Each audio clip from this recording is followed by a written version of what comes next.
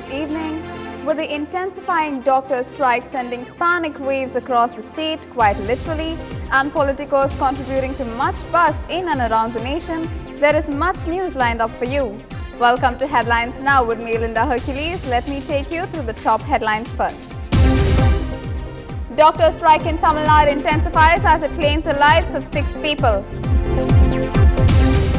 A bipartisan committee should choose a chief election commissioner. Karnanidhi agrees with LK Advani on transparency for constitutional posts. Pudukkottai remains a hub of political activities, booth slips distributed ahead of the by-polls. The group of ministers expected to take a final call on key issues of 2G spectrum auction like pricing soon. Parliamentary panel on 2G may not call P. Chidambaram as a witness. The chairman says if they do, then they'll call even NDA ministers. BJP's internal crisis on display again as posters praising Sanjay Joshi upsets Gujarat Chief Minister. Ex-MP Pradeep Gandhi, who gate crashed into Sachin Sood taking ceremony, raises questions. Given a choice between Gambhir and Dhoni, it's Dhoni for team captain, says Ashwin. On World Environment Day, political leaders urge the government to ban the use of politics. News in detail. P. Chidambaram and A. Raja are unlikely to be asked to appear before a parliamentary committee that's handling a post-mortem of the telecom scam. P.C. Chako of the Congress, who chairs the committee, has said that if Chidambaram or Raja are summoned, ministers who served in the NDA when it was in power will also have to testify to the Joint Parliamentary Committee.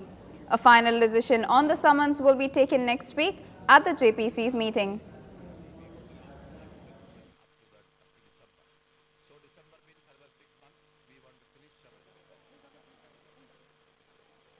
We are almost entering the final phase of our committee. We got the last extension up to December. So December means another 6 months. We want to finish our work of examining the witnesses and other things in 3 months' time.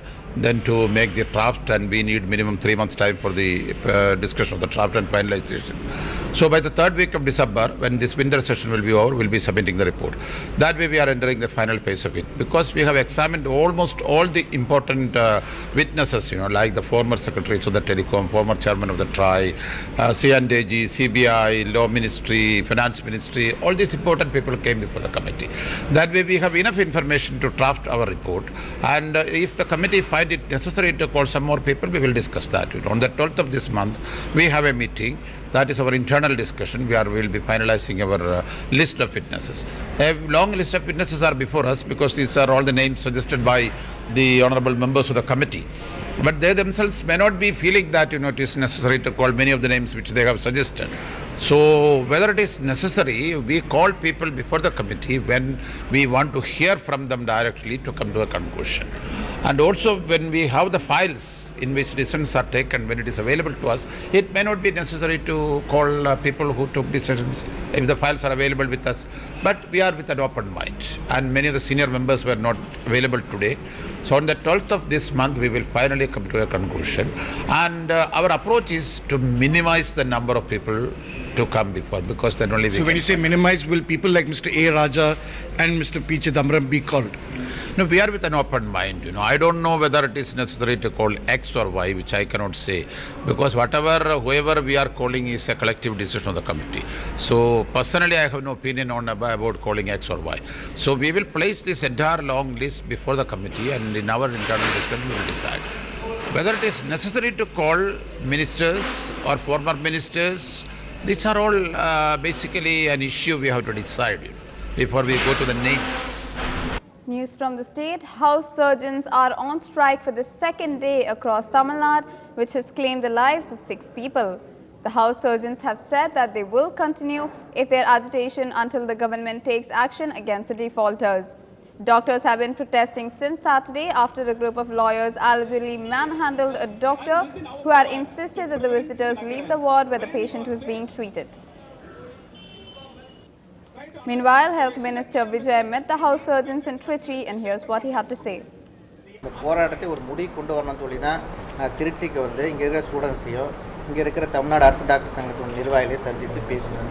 முழுவதுமாக நான் பேசணும்னா இப்போதைக்கு அதுக்கு சரியான கால நேரம் இல்லை. ஆகவே 12ஆம் தேதி நாங்கள் போனதுக்கு பிறகு சென்னையில் போன பிறகு அவருடைய கோரிக்கையெல்லாம் முழுவதுமாக என்னன்னு தெரிஞ்சுக்கிட்டு அதுக்கான எல்லா அப்ரிஷியேஷன் கூட வச்சுட்டு அந்த நடவடிக்கை என்ன எடுக்க போகிறேன்னு சொல்லிட்டு அம்மா கிட்ட சொல்லிவிட்டு அதுக்கு ஏற்ற மாதிரி நம்ம நடவடிக்கை எடுக்கணும். Over to the Pudukkottai by-elections, election officials have started distributing booth slips in the constituency. The by-polls have been scheduled for the 12th of June. AIADMK's Karthik Tondaiman and DMDK's Zakir Hussain along with 20 other candidates are contesting the by-polls.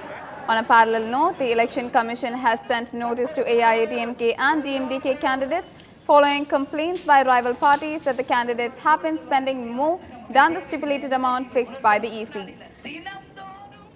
In fresh allegations into the Mullai Periyar Dam row, Tamil Nadu government has alleged that the Kerala government isn't allowing cement sacks sent by Tamil Nadu to fill the holes around the dam with intentions to hinder the progress.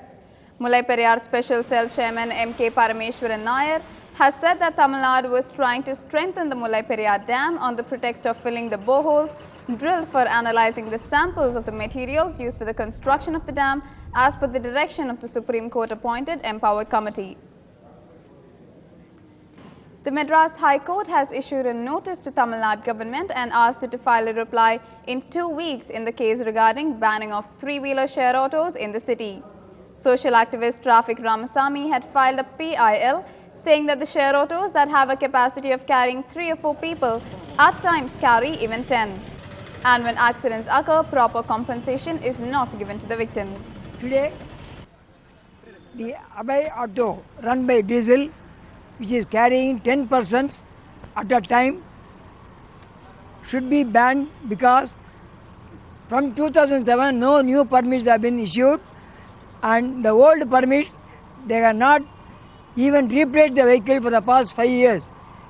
In that situation, several deaths are happening. Recently in Vellore, 7 people have died and compensation are not properly given to the fatal people.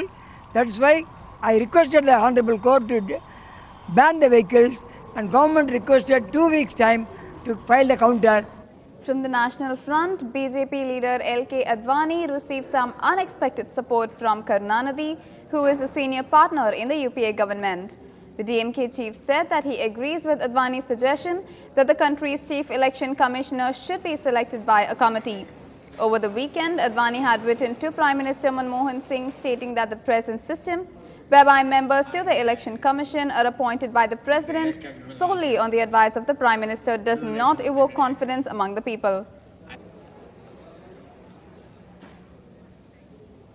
The event of Sachin's oath-taking as Rajya Sabha member had its own share of controversies. Pradeep Gandhi, an ex-member of Parliament from Chhattisgarh's Rajanand ground, was standing next to Sachin during the photo op after the cricketer took oath in the Rajya Sabha chairman Hamid Ansari's chamber. Gandhi was among the 10 MPs who were expelled from Parliament and BJP after the cash for query controversy in 2005. Gandhi's presence without permission has raised questions on how he managed to get in, as according to protocol, prior agreement is needed for a member to be present in the chairman's chamber.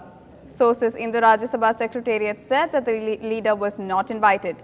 When asked, Gandhi told NDTV that he was an ex-MP and cannot be stopped from entering Parliament premises. Sachin meanwhile said that he had no idea who the MP was. The dissent within the BJP in Gujarat against Narendra Modi is a new stress test for the party as the state votes for its next government later this year. Signs of the chasm within the BJP were on display today as posters appeared across Ahmedabad praising Sanjay Joshi, who has incurred Modi's wrath. Modi, one of the BJP's tallest leaders, has been attacked for being autocratic by other prominent BJP leaders in Gujarat, rallied together by his old rival and former Chief Minister Keshubai Patel. Dimple Yadav, wife of Uttar Pradesh Chief Minister Akhilesh Yadav, filed her nomination for the Lok Sabha by-elections from Kannauj, where the Congress has decided not to put any candidate. Accompanied by her husband, 35-year-old Dimple, who suffered a humiliating defeat at the hands of Congress's Raj Babar in the by-elections for the Firozabad parliamentary seat in 2009, filed the papers before the returning officer.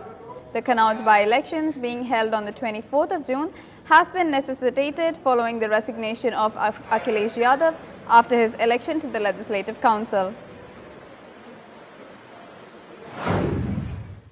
2009 के लोकसभा चुनाव में फिरोजाबाद चुनाव हम लड़े थे, Congress party लड़ी थी, और कन्नौज में हमने सीट छोड़ी थी अखिलेश जी के लिए और मुलायम सिंह जी के लिए भी सीट छोड़ी थी। अब कन्नौज का उपचुनाव जो होने जा रहा है, उस उपचुनाव में हम चुनाव नहीं लड़ेंगे और जो हमने 2009 में सीट छोड़ी थी उसी के अनुसार हम लोग इसको उसी रास्ते पे कायम हैं। BJP's Ravi Shankar Prasad has hit back at Sonia Gandhi and the Prime Minister after allegations of a conspiracy. Yesterday, Sonia Gandhi in the CWC meet had said that there was an opposition conspiracy against the Prime Minister. In spite of as many as 40 plus congressmen conveying their deep concern about the image of this government because of price rise and rampant corruption, Dr. Manmohan Singh and Srimati Sonia Gandhi both tried to run away from the stark reality. Sonia ji, Dr. Manmohan Singh ji, बहुत विनम्रता से आपको बताना है कि ये 2012 का भारत है. It is a change India. Come on, learn to face the reality. Madam Sonia Gandhi kindly suggests to us, directly under the chair of the Prime Minister Dr. Manmohan Singh, some of the worst scams since independence happen with alarming regularity. Should we felicitate him as the principal opposition? That's what you expect from us? Sorry, if that is what you want us to do, we are not at all ready for that. In a major embarrassment for the Congress, allied Trinamool Congress seemed to question Prime Minister Manmohan Singh's alleged role in the coal block allocation case. Trinamool Congress leader Kalyan Banerjee, who heads the Parliamentary Committee on Coal and Steel, indirectly questioned the Prime Minister's decision on coal block allocation, saying that the allocation should have been made through Coal India and state-owned companies. More news on the other side of the break. Stay with us.